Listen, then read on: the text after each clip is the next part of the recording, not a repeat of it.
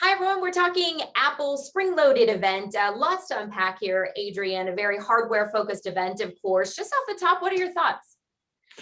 Well, it was an interesting event in some ways. That there wasn't an awful lot that we didn't really know that was coming. I think the thing that surprised me the most was the Apple TV update, because the last one dropped, I think, September 2017. So that one's been a long time coming. What do we get? We got a purple iPhone. Wow, that one was a cool one. I think, yeah, I think that was interesting. I think it's interesting how Apple puts a new color in at this dip point in the sales to try and throw the sales up. AirTags, $29. I think that's one of Apple's cheapest things apart from cables. So I think they're probably looking at selling millions of those things, I would think, over the time, because they probably cost about $5 to make. Right. I was surprised at the little, is it the little leather thing that they go into? Is it Hermes, the brand? I'm just a filthy tech journalist, so I don't get to play with nice things like that. Yeah. Yes. $449. Yeah, no thank you. But so that's a $420 leather bit of tag. Oh wow, that blew me away. It's right. Amazing. Yeah. But the star of the show has to be M1. Yeah. Again, Apple spent a lot of time going over the same ground that we've seen before. A lot of the same slides in many ways. A lot of stuff that wasn't new. It was rather a safe bet to say that they were going to put M1 into something, and the iMac was an obvious candidate. So I wasn't so surprised by that. I think it's Apple's goal to make a computer that is essentially something you buy, you run until it no longer serves your purpose, and then you push it into the landfill or the recycling trash bucket now, and then you buy a new one. That doesn't look like there's anything on that thing that is upgradable. So we're sort of, I think this is Apple's idea of a perfect computer, something you buy, you can't upgrade, and then you buy another one. Putting the M1 in the iPad Pro, that was quite a surprise. There were plenty of rumors that it was going to have a processor equivalent to the M1. And I always thought with that, well, a processor equivalent to the M1 really is the M1. And so while I was surprised with that, it was also sort of not really surprised. Going through the specs, the thing that surprises me the most about the iPad Pro is that the 1 terabyte and 2 terabyte versions come with 16 gigs of RAM. Now, the current ones come with 6. And so now you've got an 8 gig iPad Pro and a 16 gig iPad Pro. And I'm wondering, what is Apple going to do with that 16 gigs of RAM? There's something missing there. Is Mac OS going to be shoved onto this thing at some point? Is Apple working on higher end pro video editing tools? I don't know, but that seems like an awful lot of RAM for something that previously runs on a fraction of that. So there's something in there that's happening. But for nearly, $2,000 for the high end ones, I mean, maybe they're just throwing in a bit more RAM just to make us feel special. So yeah, a lot of cool stuff. A lot of cool stuff. And I think it's interesting, Adrian, so many people working from home now, obviously, that's what we've been used to this whole year, and keeping people at home and comfortable and able to do their work better, faster, differently. Do you feel like that kind of was addressed in this, on these announcements?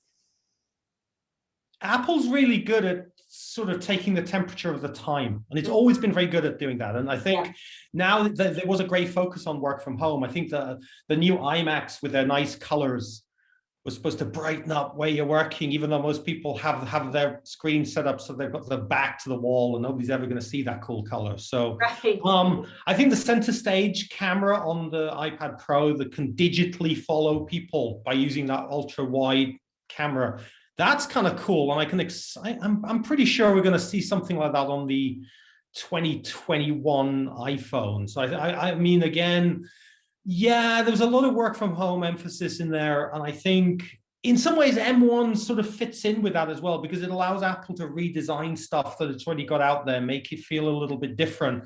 And yet, yeah, it's not really that different. I think the colors are definitely this idea of Apple pushing again into the home, making the Mac more of a thing for the home. but all in all, I think we were looking at a bit more evolution than revolution. I don't think there was anything mind-blowing there. I think it was mostly being covered in the rumors. As I say, the thing that really made me surprised was the Apple TV update. It was like, whoa, I thought they'd forgotten about that. I think Apple's events now feel a lot like a Zack Snyder movie where there's all these little bits that are cut in and Right. laser beams, and I'm expecting to see lens flare and Tim Cook whipping a mask off Mission Right. Impossible style.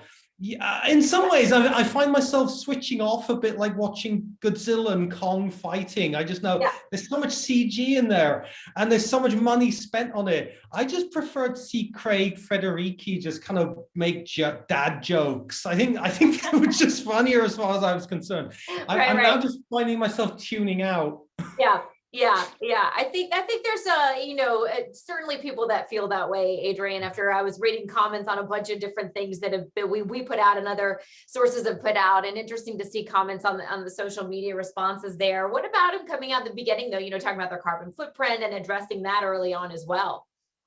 Well, yeah, I mean, I think the first 10 minutes or so of every event is Apple blowing into some trumpet about how awesome it is in different ways. And I think that's a good thing in some ways, that Apple has this focus on the environment. But I also think that it needs to be doing an awful lot more in terms of making things last and making things have better recyclability, and maybe thinking more about how long things are going to last. It's great saying that things are made in an ethical way. And I think it's great to say that Apple's going to be this, that, and the other in the future. But I think it's putting an awful lot of products out there, an awful lot of things out there. And I think I'm not seeing the same level of responsibility after it's sold something. I would like to see a little bit more on that one. But yeah, it's great that they're not putting toxic things in our iPhones and stuff like that. I think that's kind of cool. And basically, it's making other companies have to lead the way as well, and follow Apple on that one as well. So it's ultimately a good thing, but Apple could do more. Right. Absolutely. Adrian, final thoughts here, as we this event now wrapped up, of course, looking to one in June. Usually the rumors, they kind of pan out. We know what's coming. I mean, do you feel like this overall was what you expected? Did it fall behind in any way? Just kind of final thoughts there. Wrap it up for us. It's probably along the lines of what I expected. It shows that Apple is ambitious about how M1 is going to move forward. I think sticking with the iPad Pro sort of answers that question that Apple's been dancing around all this time about, well, is it a real laptop replacement? Well, now it's got a chip in it that really is in the laptops. So it sort of answers that question.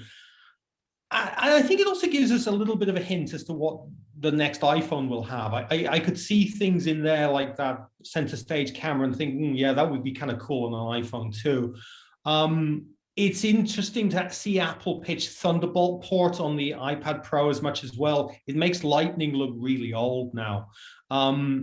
Again, seeing little hints of what might come in the future, seeing where it's going to go with the 16 gigs of RAM, that might be something that has to wait for WWDC keynote.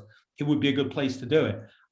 Yeah, there's little teasers about stuff in the future, and maybe they're just all teasers. Maybe Apple just wants me to spend $2,000 on a new iPad Pro and just luxuriate in that 16 gigs of RAM. Maybe Chrome runs better on it. I don't know. Yeah, I don't know. That's what they're wanting you to do, just dropping little bits to make you finally make that decision, Adrian.